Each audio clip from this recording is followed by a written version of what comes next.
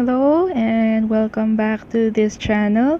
I am EK, he's DAZAI, and we're here again to talk about comics from the Philippines. And I think some of you will be interested about, and some of you do want to know about this comic, so let's talk about it. This is Balik Tanaw by Ardie Aquino. Okay? So it's this comic. It's a little smaller than your average zine. This is the back cover. Okay. Ayan. Yeah. Balik Tanaw is a little smaller than your average zine. So as you can see from the figurine. And the original presentation of the comics in this anthology is square anyway, so Balik Tanaw is also presented in a more square format. This is the inside cover, and then you have a foreword by Toto Madayag, and these are the table of contents. So Balik Tanaw is 6 stories initially presented as 6 individual comics back in 2015. They were in a rack back then at the Comic Con, so you can select one or more of the 6. But now they're all presented into one compilation, and I'm very happy to have all 6 of them at once. Balik Tanaw in English is Looking Back. So again, Balik Tanaw again is 6 stories. The one I used to know before are Ang Roommate Kong Aswang and Hipon sa Hapon. So yun, but I'm grateful to have all 6 now because I'm glad to see them all. Okay.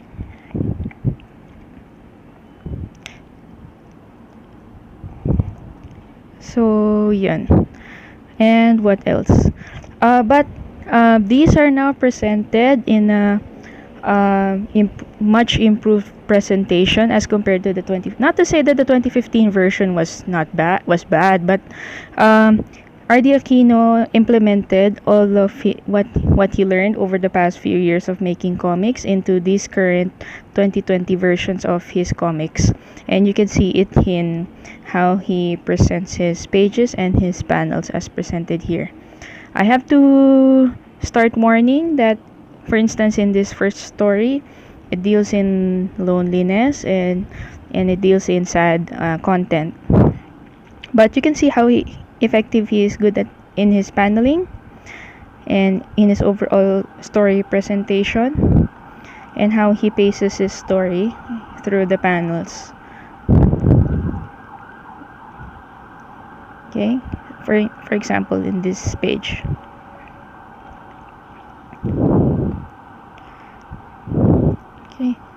His rectangles are better than before.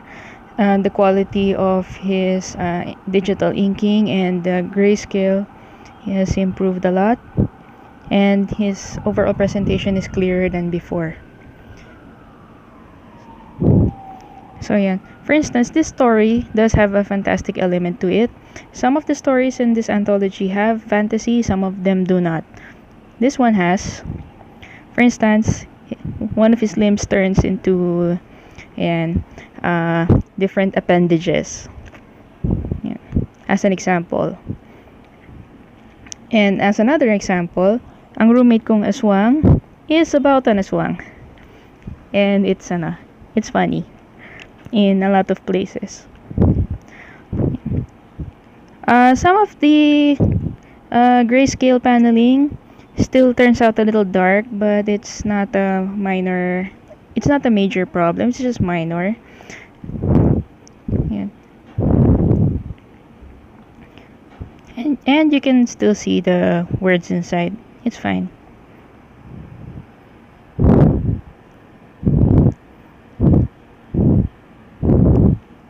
For example, this one, and it takes a little looking carefully to see the letters, little hidden by the grayscale paneling. And yes, ayan, the roommate is an aswang. Sinigang is completely in real life, no fantastic elements to it.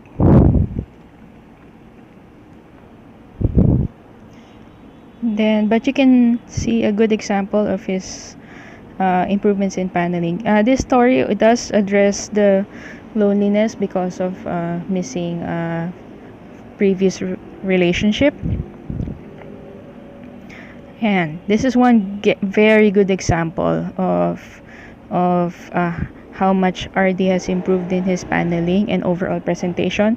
For instance, in this, he has a solid awareness of the presentation of both pages and the contrast of the gray and the white, as well as the individual page, the contrast of the gray and the white, and how all of this is able to show the contrast of the story of the past and the present, the previous past of the character, where he does have someone he loves, and the current present, where he's alone and has to make sinigang alone.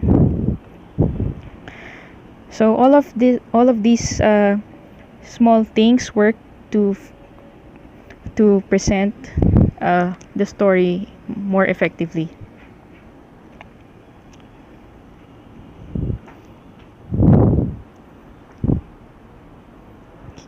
Okay, next.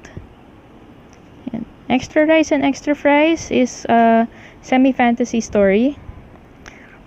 And yeah, Ardie Aquino is able to do panels like this.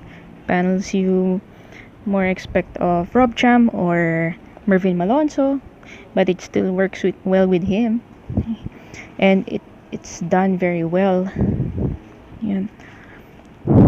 And he's also able to do continuation or continuity sequences like this, moving your eyes along through the panels in a way to effectively deliver the story and to keep you interested as you go through the panels. It makes you overall more aware of the words and all of the story being told and the characters being mentioned.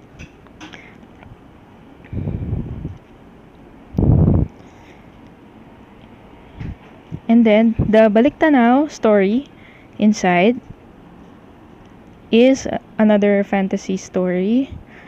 It's one of the best examples of paneling in this entire anthology. Wait, we'll find the example there. And so example of how he's able to time his spacing and his paneling such that you're able to see the movements and the tension between the creature and the character being present and the unnamed character being presented, and the decisions the character makes. So this overall helps in the characterization and the timing, and it draws you in. And this is also an excellent example of how well Ardie Aquino is good at paneling already. So as you can see, he uses several techniques in just 2 pages. I don't know, I'm not sure what they're called at this point, but yes, it's glorious how he did it, these 2 pages. Lastly, we have the famous Hipon sa Hapon story. And very good example of how Ardie is very good at his detail work now. So as an example, this page.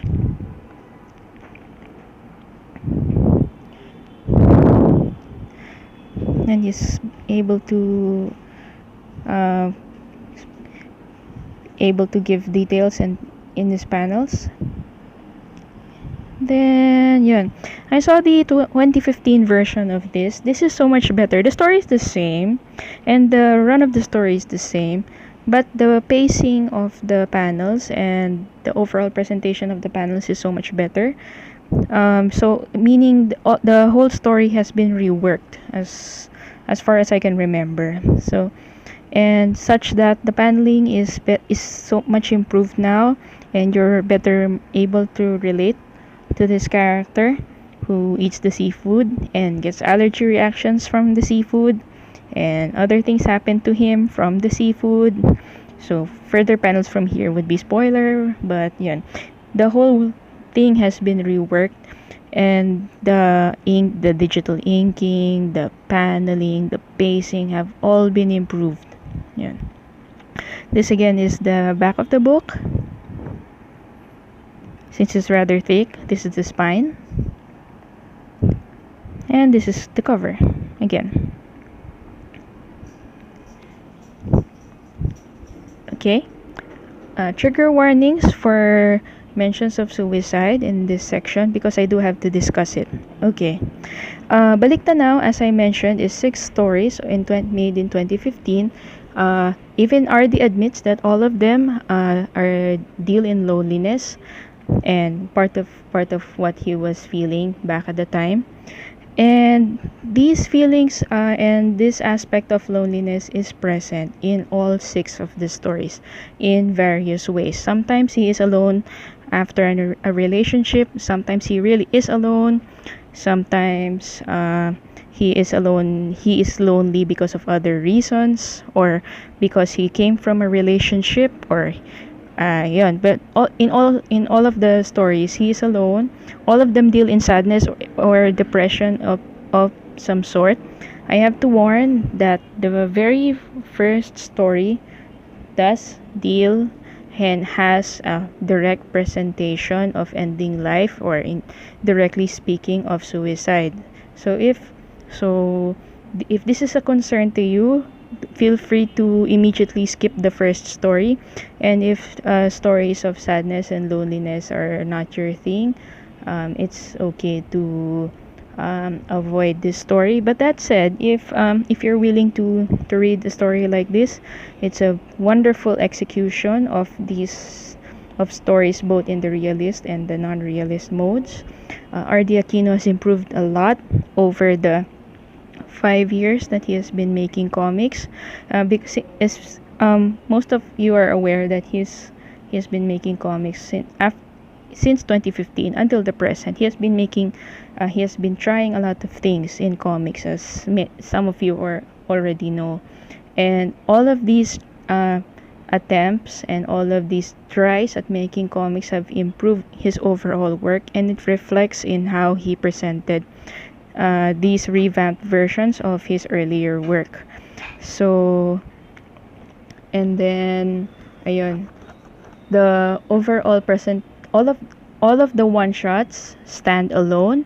They start well and they end well. They already started well and ended well in the original 2015 versions, but they are even improved even more with these current versions as they now stand. It's incredible how they are presented now. Okay, so I cannot stress enough, this is a very good anthology of Ardie Aquino's work. If this is also a good starting point for his work if you haven't tried any of his work. Balik Tanaw can be found. You can order Balik Tanaw from Ardie Aquino himself. You can also get the copies from Secret HQ, from Comiket Secret HQ on Facebook. Links will be given at the details information below this. But yes, this is highly recommended material. Again, I am EK, he is DAZAI. Thank you for listening to this, and please continue enjoying Pinoy comics.